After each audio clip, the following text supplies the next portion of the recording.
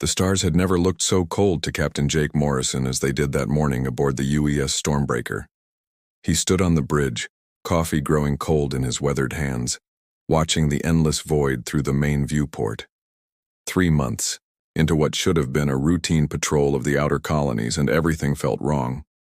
"Captain," Lieutenant Sophia Reyes called from her communications station, her voice cutting through his thoughts like a blade. We're receiving nothing from the Vega sector." Jake turned toward her, studying the concern etched across her beautiful features. Sophia had joined his crew 6 months ago, fresh from the academy but sharp as a plasma cutter. Her dark eyes held an intelligence that made his heart skip beats he pretended not to notice. "Nothing?" he asked, moving closer to her station. The subtle scent of her perfume mixed with the metallic air of the ship. "Not even automated beacons?" "Complete radio silence, sir." Sophia's fingers danced across her console, her brow furrowed in concentration. "The last transmission from Vega Station was 48 hours ago. Standard patrol report, nothing unusual." Jake felt ice form in his stomach. The Vega sector was Draconian territory, home to their largest military installation outside their core worlds. The reptilian aliens had been humanity's bitter enemies for decades, but they were never silent.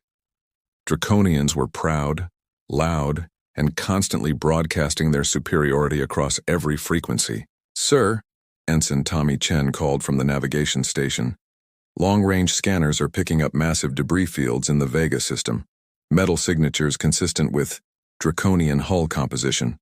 The bridge fell silent except for the low hum of the ship's engines. Jake exchanged glances with his crew, seeing his own unease reflected in their faces. "Set course for Vega," Jake ordered, his voice steady despite the growing dread. "Maximum stealth protocols. Whatever happened there, I want to see it coming before it sees us." The journey to Vega took 18 hours at sublight speeds. Jake found himself spending more time than usual on the bridge, drawn there by a mixture of command duty and the magnetic presence of Sophia. She worked tirelessly, trying to piece together fragments of transmissions from the outer system. "Captain," she said during the night shift when most of the crew was asleep, "I've been analyzing the last few days of Draconian communications. There's something strange." Jake approached her station, close enough to feel the warmth radiating from her body. "Strange how?" "Their military frequencies went completely silent first," Sophia explained, pulling up data streams on her screen. "Then civilian channels, then even their automated systems.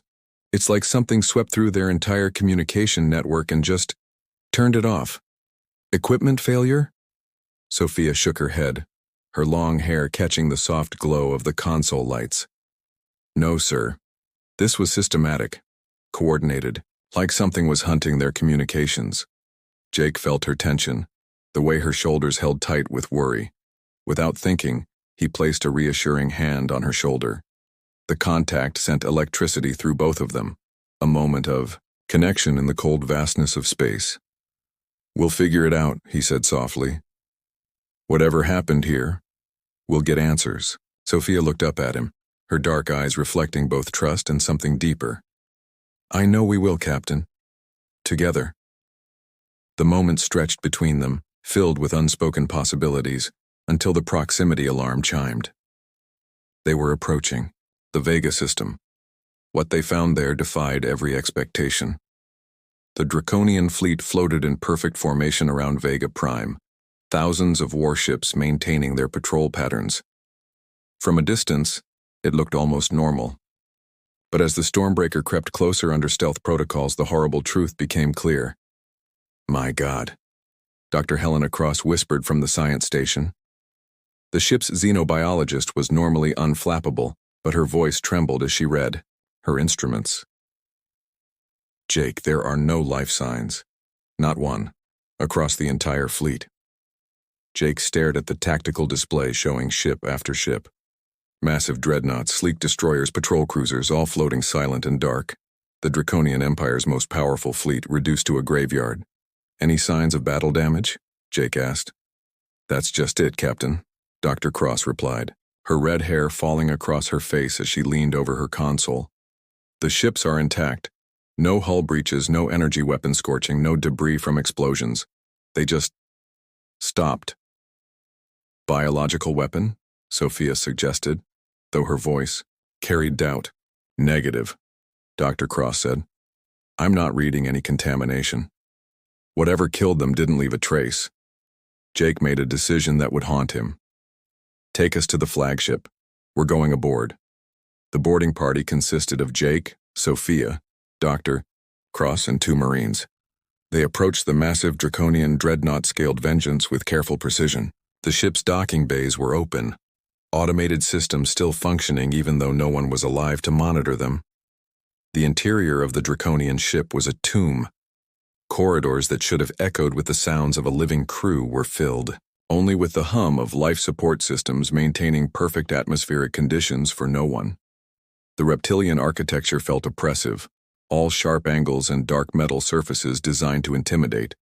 This is wrong, Sophia whispered, staying close to Jake as they moved through the ship. Where are the bodies? It was Dr. Cross who found the answer in the ship's central command center. The massive chamber, designed to accommodate the 7-foot-tall Draconian warriors, was completely empty except for one thing: a single figure slumped in the captain's chair. The Draconian was unlike any they had encountered before.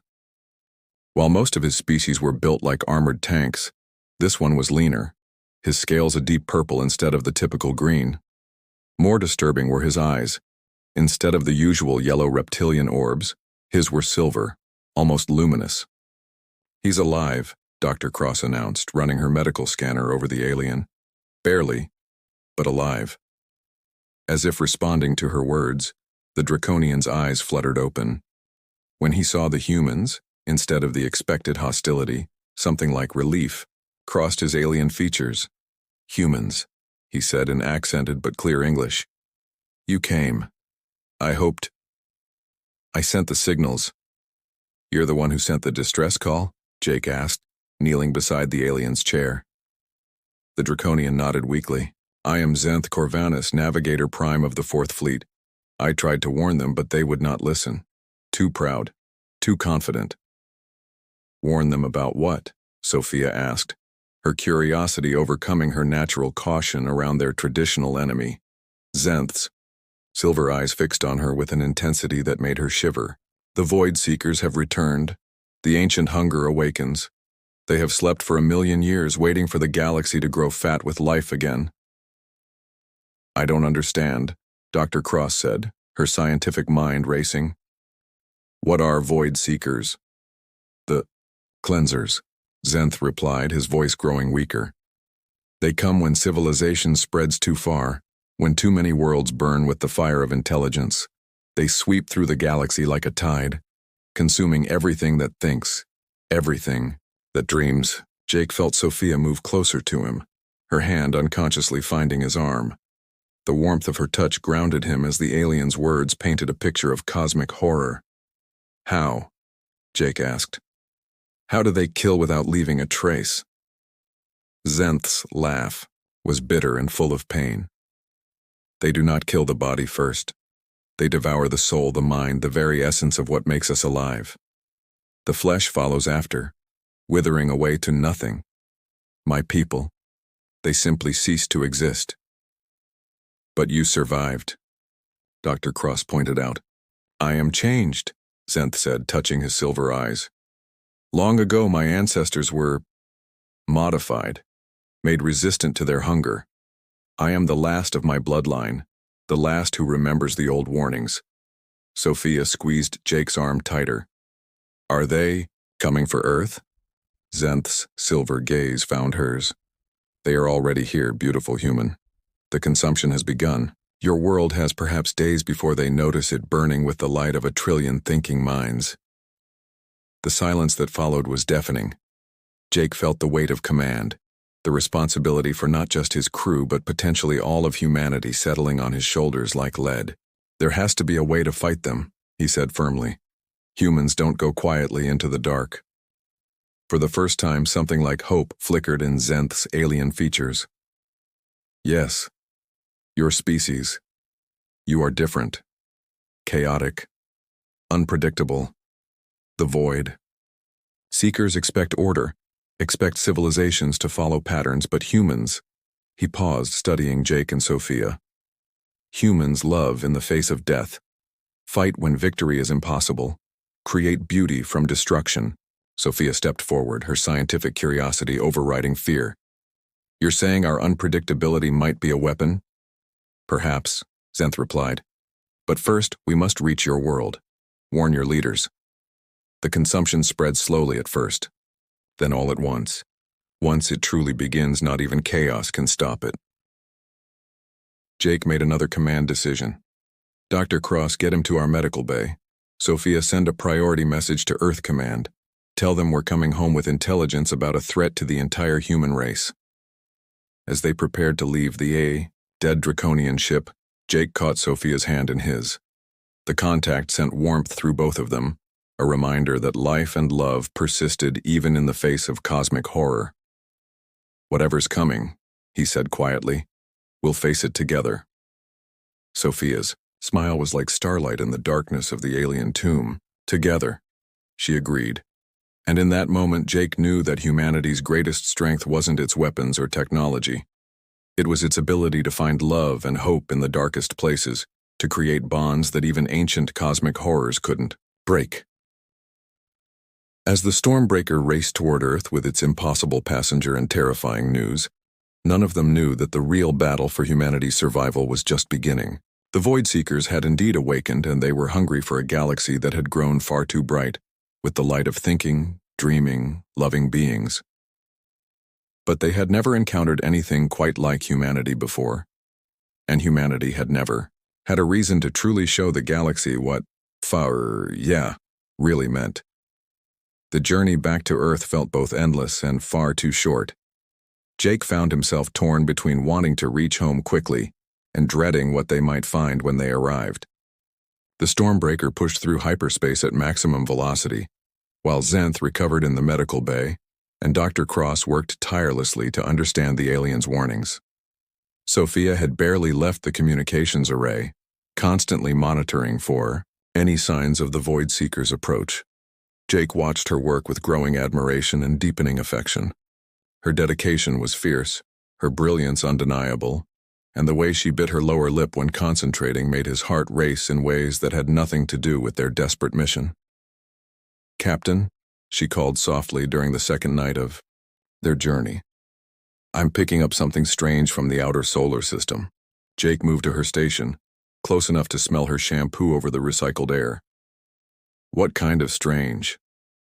Radio silence from the Jupiter mining colonies, Sophia replied, her fingers dancing across the controls.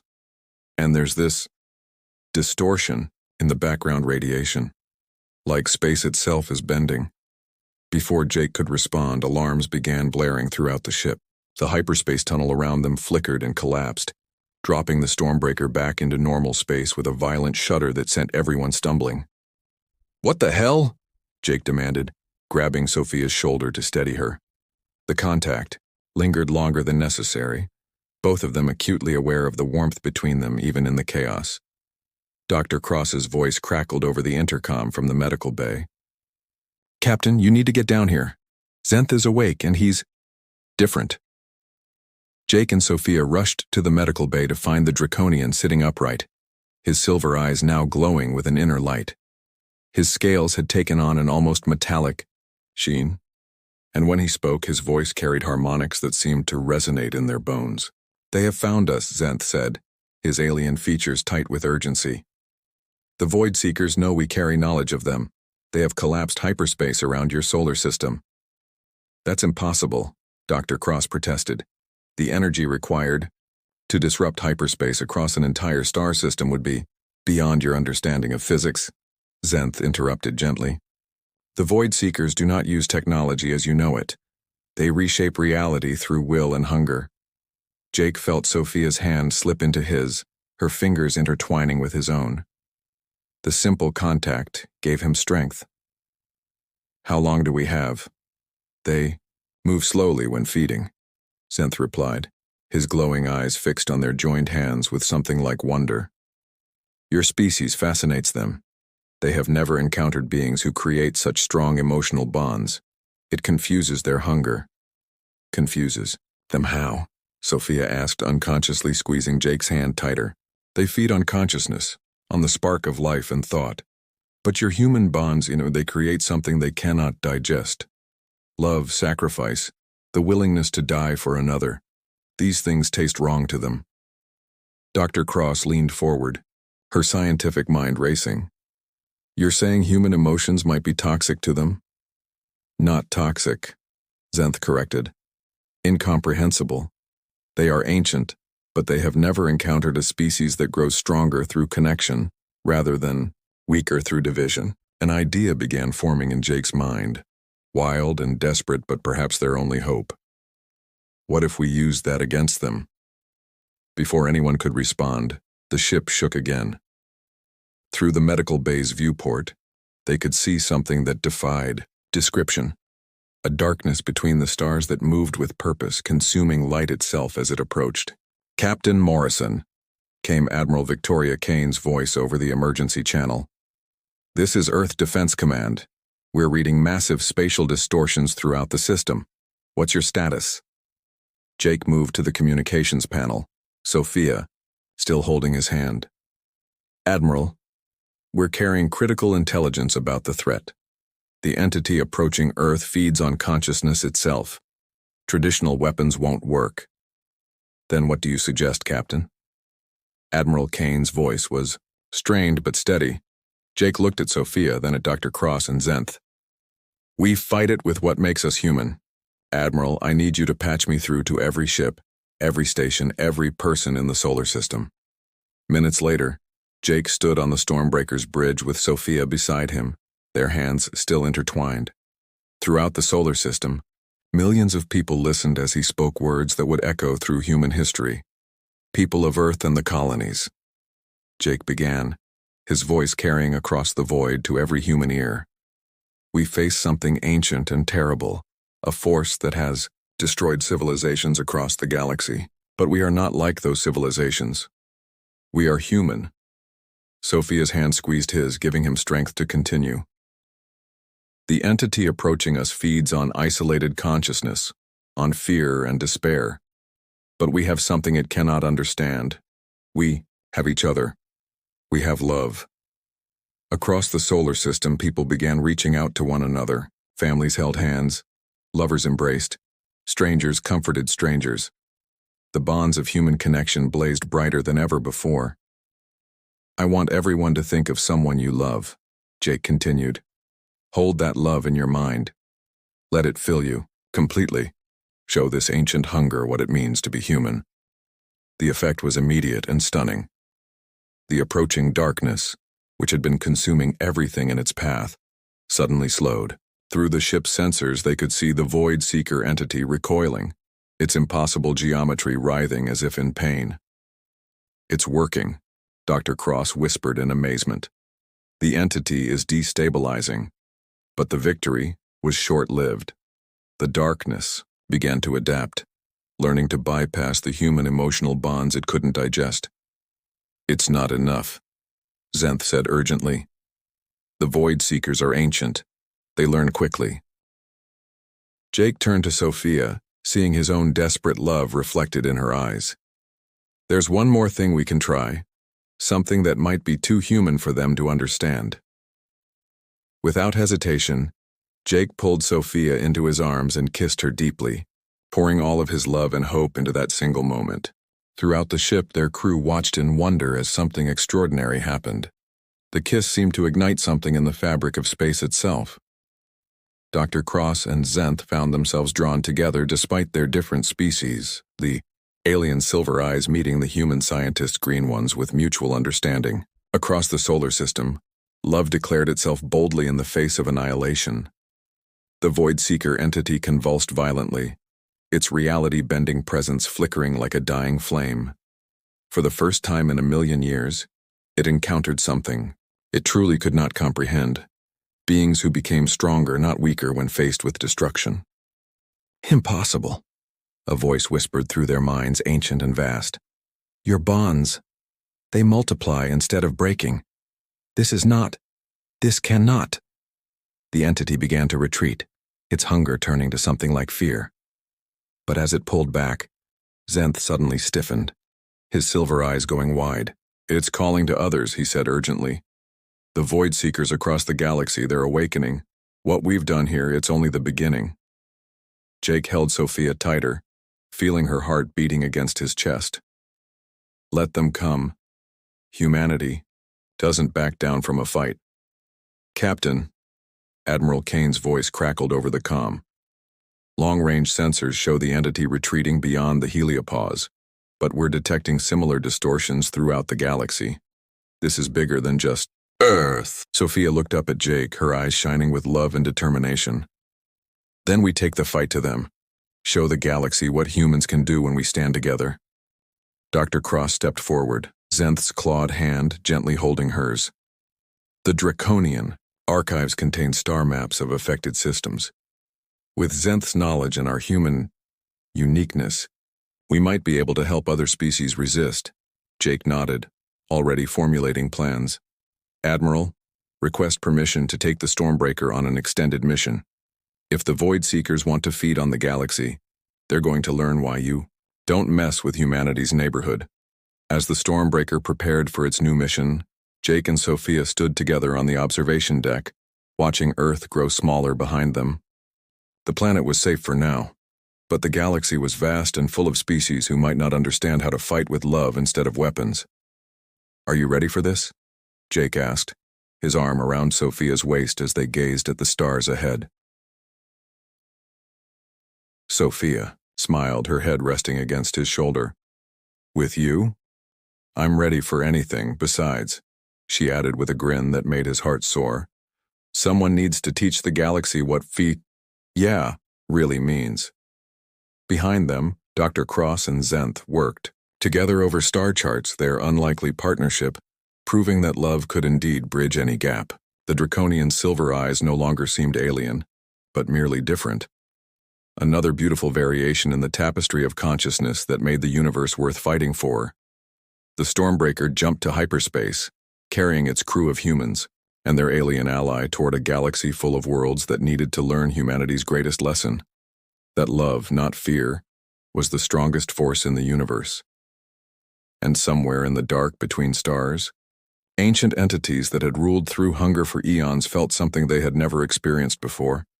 They felt afraid, because humanity had arrived, and humanity had never learned when to quit. The galaxy would never be the same. As their ship disappeared into the cosmic void, Jake and Sophia's love story became legend. The human captain and his brilliant communications officer who taught the universe that sometimes the greatest weapon against the darkness was simply refusing to let go of each other.